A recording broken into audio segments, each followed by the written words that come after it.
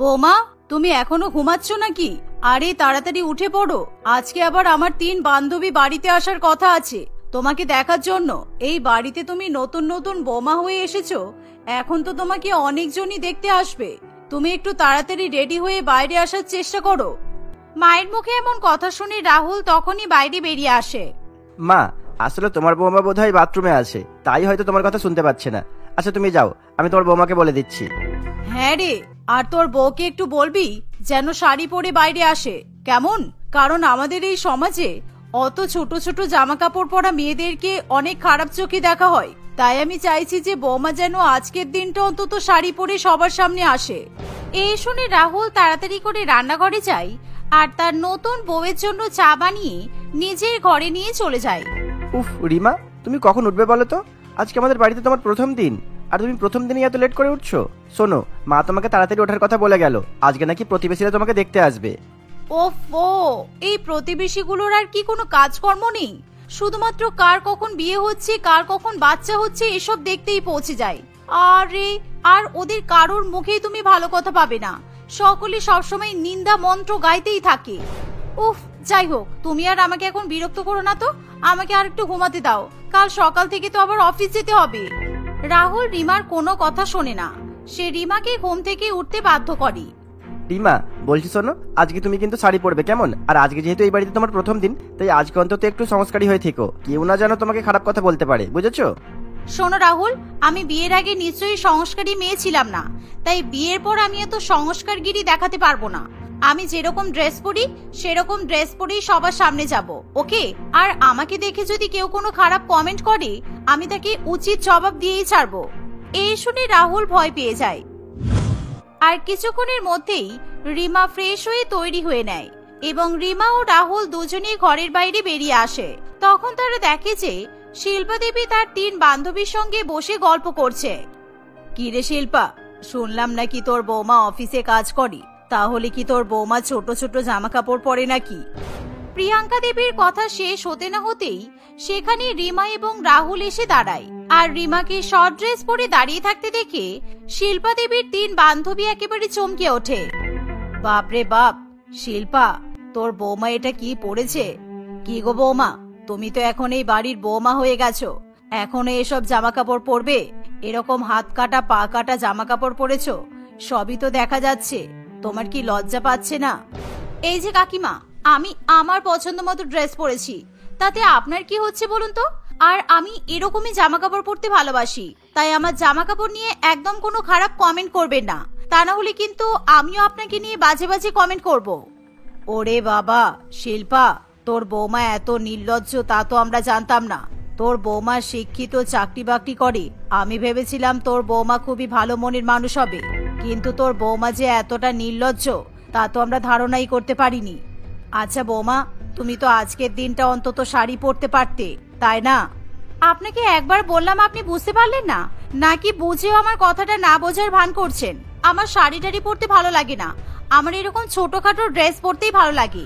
তাছাড়া আমি তো আপনার টাকাতে এরকম ড্রেস কিনছি না, আমি আমার নিজের উপার্জন করা টাকা দিয়ে এরকম ড্রেস কিনে থাকি, আর এই ড্রেসগুলোর দাম আপনাদের শাড়ির থেকে 10 গুণ বেশি। ঠিক আছে, খেতে এসেছেন, ভালো করে খেয়ে চলে যান। বৌমা, তুমি এভাবে সকলের সঙ্গে ব্যবহার করছো কেন? ওরা তোমাকে দেখতে এসেছে, তোমার সঙ্গে একটু কথা বলতে এসেছে, আর তুমি ওদের সঙ্গে নির্লজ্জদের মতো ব্যবহার করছো। ছি, তুমি এরকম ব্যবহার করবে জানলে আমি বাড়িতে কাউকেই ডাকতাম না। মা প্লিজ দয়া করে আমাকে এখন এসব কথা বলবেন না, কারণ আমি পাড়া প্রতিবেশীর কোনো কথাতেই কান দিই না। যে যাই বলুক না কেন আমার কিচ্ছু যায় আসে না, কারণ পাড়া প্রতিবেশীরা তো আর আমাকে খাওয়াই না, আমি নিজে রোজগার করি, নিজে খাই, তাহলে আমি পরের কথা শুনতে যাব কেন? অনিতা, পলি, চল এখান থেকে, আমরা আর এক মুহূর্ত এখানে বসবো না। শিল্পা, তুই তোর নির্লজ্জ বৌমাকে নিয়ে থাক, আমরা চললাম। এখানে বসে বসে অপমানিত হওয়ার থেকে চলে যাওয়া অনেক ভালো। জানি না আমরা কাকে দেখতে এসেছিলাম, আগে জানলে এই মেয়েকে আমরা কখনোই দেখতে আসতাম না। এই বলে শিল্পা দেবীর 3 বান্ধবী তখনই সেখান থেকে চলে যায়। এর ফলে শিল্পা দেবী তার বৌমার উপর প্রচন্ড পরিমাণে রেগে যায়, কিন্তু তবুও সে তার বৌমাকে বিশেষ কিছু বলতে পারে না। এভাবে সেই দিনটা কাটে। আর পরের দিন রিমা যখন অফিস যাওয়ার জন্য তৈরি হয়, তখন সে আগের দিনের থেকেও আরো ছোট জামা পরে। আর যা দেখে তার শাশুড়ি মা বলে, বৌমা এসব কি পরেছো তুমি? তোমার তো বিয়ে হয়ে গেছে, এবার অন্তত তুমি শাড়ি বা চুড়িদার পরে অফিসে যাও। এসব পরে যদি তুমি এখন বাইরে বেরো তাহলে লোক সমাজে তোমাকে কিন্তু অনেক খারাপ কথা শুনতে হবে। তাছাড়া সবাই তো তোমার দিকে খারাপ নজরে তাকিয়ে থাকবে, সেটা কি তোমার ভালো লাগবে? উফ মা প্লিজ, এসব কথা একদম আমাকে বলবেন না, ঠিক আছে? সবারই চোখ আছে, তাই সবাই আমাকে চাইলেই দেখতে পারি, আমার তাতে কিছু যায় আসে না।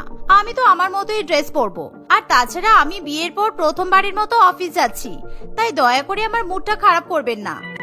রিমা, মা তো ঠিক কথাই বলেছে। তুমি আগে সব ড্রেস পরে অফিসে যেতে, তখন তোমাকে কেউ কিছু বলা ছিল না ঠিকই, কিন্তু এখন তুমি এবারের বৌমা, তোমাকে তো সকলে খারাপ বলবে। আর তাছাড়া এরকম ড্রেস পরে তুমি বাইরে যাবে, তাতে আমারও তো খারাপ লাগছে। তাই তুমি দয়া করে শাড়ি কিংবা চুড়িদার পরে যাও, তাহলে দেখবে তোমাকে অনেক সুন্দর দেখাবে আর সবাই ভালোও বলবে। রাহুল, তুমিও আমাকে এসব কথা বলবে? দয়া করে সবার মতো তুমি অন্তত আমার সঙ্গে এরকম বাজে ব্যবহার করো না।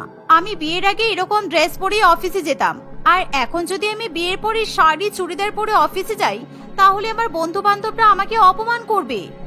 যাও বৌমা, তোমার যা ইচ্ছে তুমি তাই করো, তোমাকে আমরা আর কেউ কিছু বলবো না। এই শুনে রিমা খুবই খুশি হয়ে অফিসের জন্য বেরিয়ে যায়। অফিসে যাওয়ার পথে রিমাকে সকলেই খারাপ নজরে দেখতে থাকে, কিন্তু তাতেও রিমার কিছু যায় আসে না। আর রিমা যখন অফিসে গিয়ে পৌঁছায় তখন অফিসের বস তাকে ডেকে বলে, রিমা, তোমার তো বিয়ে হয়ে গেছে, কিন্তু তাও তুমি সিঁদুর চুড়ি পরো না, তারপর এরকম ড্রেস পরো, তোমাকে দেখে তো মনেই হয় না যে তোমার বিয়ে হয়েছে। আর তাছাড়া এখনো পর্যন্ত তুমি এরকম শর্ট ড্রেস পরবে? তোমার স্বামী তোমাকে কিছুই বলে না? স্যার, আমি তো প্রথম থেকেই শর্ট ড্রেস পরে অফিসে আসি, আমাকে তো কেউ কিছুই বলে না। আর আমার স্বামীরও কোনো প্রবলেম নেই এরকম ড্রেস পরলে। তাহলে আপনি এসব কথা কেন বলছেন আমি সত্যিই বুঝতে পারছি না। ও বাবা, তোমাকে তো কিছুই বলা যাবে না দেখছি। আচ্ছা ঠিক আছে, এসেই যখন পড়েছো তাহলে কাজে লেগে পড়ো। সকলে খারাপ নজরে দেখবে, তখন আর আমার কিছুই করার থাকবে না। আর যখন একটা বিপদে পড়বে তখন রিমা বুঝতে পারবে এই ছোট ড্রেস পরার কতটা মজার, কতটা সাজা। আমার কি? এই বলে অফিসের বস নিজের কাজে ব্যস্ত হয়ে পড়ে। অন্যদিকে রিমাও তার কেবিনে গিয়ে কাজ করতে থাকে। আর এমন সময় অফিসের দুজন এমপ্লয়ি রিমার দিকে বারবার তাকাতে থাকে, কিন্তু শুধু ছেলেরাই নয়, মেয়েরাও ঘুরে ঘুরে রিমার দিকে দেখতে থাকে। এই রিনা, দেখ রিমা কতটা নির্লজ্জ, অফিসে এরকম শর্ট ড্রেস পরে চলে আসে। আমরাও তো চাকরি করতে এসেছি, কই আমরা তো এরকম শর্ট ড্রেস পরে আসিনি। তাছাড়া আমাদের বস রিমাকে এরকম শর্ট ড্রেস পরতে বারণ করলো, কিন্তু দেখ রিমা উল্টে বসকেই কথা শুনিয়ে দিল। সত্যি মেয়েটা ভীষণ নির্লজ্জ। আজকাল রিমা বড্ড নির্লজ্জ হয়ে গেছে। বিয়ের আগে তো এসব জামা কাপড় পরে আসতোই, ভেবেছিলাম বিয়ের পর হয়তো নিশ্চয়ই শুধরে যাবে, কিন্তু দেখ আবার ছোট ড্রেস পরে চলে এসেছে। হ্যাঁ রে, সেটাই তো দেখছি, সামনে এতগুলো ছেলে বসে আছে, অফিসের সকলের সামনে এরকম ছোট ড্রেস পরে ঘোরাফেরা করে, একদম লজ্জা শরম বলতে কিচ্ছু নেই। এভাবে রিমাকে নিয়ে পিঠ পিছনে সকলেই সমালোচনা করতে থাকে, কিন্তু তাতেও রিমার কিছু যায় আসে না। প্রতিদিনের মতো সেদিনও এক চাওয়ালা তাদের অফিসে চা দিতে আসে। আর সেই চাওয়ালা রামু যখন পিন্টুর কাছে চা দিতে চায় তখন পিন্টু বলে, এই রামু, তোকে রিমার কাছে চা দিতে যেতে হবে না, তুই রিমার চাটা এখানে রেখে দে, আমি দিয়ে আসবো। হ্যাঁ পিন্টু, তুই ঠিক কথাই বলেছিস, আজকে আমি আর তুই রিমাকে চা দিতে যাওয়া হবে। বলছি দাদা বাবুরা, তোমরা তাহলে আমার জায়গায় চা বিক্রি করো না, আমি তাহলে তোমাদের জায়গায় কাজ করি, আর তোমাদের কাজটা না হয় আমি করে নেব। এই এত কথা কিসের রে? চুপ করে চাটা রেখে যেতে বলছি, রেখে দে, যা এবার চলে যা এখান থেকে। পিন্টুর কথা শুনে রামু চা রেখে সেখান থেকে চলে যায়। আর তখন রিমার চা নিয়ে পিন্টু এবং বিকাশ রিমার কাছে যায়। আরে পিন্টু, বিকাশ, তোমরা কেন আমার চা নিয়ে এসেছো? রামু কাকা আসেনি? হ্যাঁ এসেছিল তো, এই তো তোমার চাটা আমাদের কাছে দিয়ে গেছে। আসলে রামু কাকা আজকে একটু তাড়ার মধ্যে ছিল তো, সেই জন্যই মনে হয়। এই বলে পিন্টু এবং বিকাশ রিমাকে পা থেকে মাথা পর্যন্ত খারাপ নজরে দেখতে থাকে। কি ব্যাপার, তোমরা আমার দিকে এভাবে তাকিয়ে আছো কেন? তাছাড়া আমি যখন থেকে এসেছি তখন থেকে দেখছি তোমরা বারবার সবাই মিলে আমার দিকে তাকাচ্ছ কেন বলো তো? আসলে আজকে তোমাকে একটু বেশি সুন্দরী লাগছে তো, তাই আমরা দেখছি আর কি। ও আচ্ছা, এই ব্যাপার। আমাকে তো প্রত্যেক দিনই সুন্দর দেখায়, আজকে তাহলে বোধহয় একটু বেশি সুন্দর দেখতে লাগছে। ওকে, থ্যাংক ইউ, দাও আমার চাটা দাও। এই শুনে পিন্টু রিমার হাতে চা দিতে গিয়ে ইচ্ছা করে গরম চা রিমার ড্রেসে ফেলে দেয়। ইস, এটা কি করলে তুমি? এ বাবা, এবারে এই ড্রেসটা পরে আমি এতক্ষণ ধরে অফিসে কিভাবে থাকবো? সরি রিমা, আসলে আমি বুঝতে পারিনি। আচ্ছা ঠিক আছে, যাও এখান থেকে তোমরা। এই কথা শুনে পিন্টু এবং বিকাশ তখনই সেখান থেকে চলে যায়। আর রিমা তখনই সোজা বাথরুমে চলে যায় আর বাথরুম থেকে ড্রেস চেঞ্জ করে বাইরে চলে আসে। কিন্তু রিমার কাছে আলাদা কোনো ড্রেস না থাকায় সে বাথরুমে পরে থাকা টাওয়াল পরেই বাইরে বেরিয়ে আসে। আর এই দেখে অফিসের সকলে একেবারে চমকে ওঠে। রিমাকে কেউ কিছু বলতেও পারে না, কারণ রিমা কখনো ভালো কথা কিংবা ভালো পরামর্শ শুনতে পছন্দ করে না। অন্যদিকে এরকম টাওয়াল পরে বাথরুম থেকে বাইরে বেরোলেও রিমার কোনো রকম লজ্জাবোধ হয় না। এভাবেই অফিসে সারাদিন কাজ শেষ করার পর রিমা যখন বাড়িতে ফিরে তখন অটোওয়ালাকে রিমা তার বাড়ির অ্যাড্রেসে পৌঁছে দেওয়ার কথা বলে। কিন্তু অটোওয়ালা রিমাকে এক নির্জন রাস্তাতে নিয়ে চলে যায়। আরে কি ব্যাপার দাদা, আপনি আমাকে কোথায় নিয়ে যাচ্ছেন? এখানে দাঁড়ান, আমার স্বামী এখানে আসবে বলেছে। ম্যাডাম, আপনাকে তো আমি প্রত্যেকদিন এই অফিসে দেখতাম, কিন্তু গায়ে হাত দেবার কখনো সুযোগ পেতাম না। তাই আজকে এত ভালো সুযোগ পেয়ে হাতছাড়া করা যায় নাকি? আর তাছাড়া তার উপর আপনি এত সুন্দর একটা টাওয়াল পরে আছেন, এটাতে কিন্তু আপনাকে বেশ সুন্দরই দেখাচ্ছে। আর এমন সময় সেখানে আরো 3-4টে অটোওয়ালা চলে আসে। এর ফলে রিমা প্রচন্ড পরিমাণে ঘাবড়ে যায়। আর রিমা যেহেতু তখনও টাওয়াল পরে থাকে তাই সবাই তাকে খারাপ চোখে দেখতে থাকে। কিন্তু রিমা বুদ্ধি করে তখনই অটোতে বসে নিজের স্বামীকে মেসেজ করে দেয়। আর এমন সময় রাহুল কাছাকাছি থাকায় রাহুল অতি দ্রুত সেখানে এসে পৌঁছায়। আর সেখানে এসেই রাহুল অটোওয়ালাদের প্রচন্ড পরিমাণে মারধর করে। আর অটোওয়ালাগুলো মারধর খাওয়ার পর সেখান থেকে পালিয়ে যায়।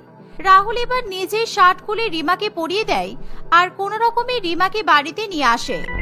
এমন ঘটনার ফলে রিমা নিজের ভুল বুঝতে পারে আর সে হাত জোড় করে তার স্বামী এবং শাশুড়ি মায়ের কাছে ক্ষমা চায়। আমাকে তোমরা ক্ষমা করে দাও। এবার থেকে আমি অফিসে কিংবা যেখানেই যাই না কেন আমি ছোট ছোট জামা কাপড় পরবো না। আমি এবার ভদ্র জামা কাপড় পরবো। আমার শিক্ষা হয়ে গেছে আজকে। এই শুনে রাহুল এবং তার মা খুবই খুশি হয়। সেদিনের পর থেকে রিমা নিজেকে পুরোপুরিভাবে পরিবর্তিত করে নেয় আর সে নিজের পরিবারের সঙ্গে হাসি খুশি বসবাস করতে থাকে।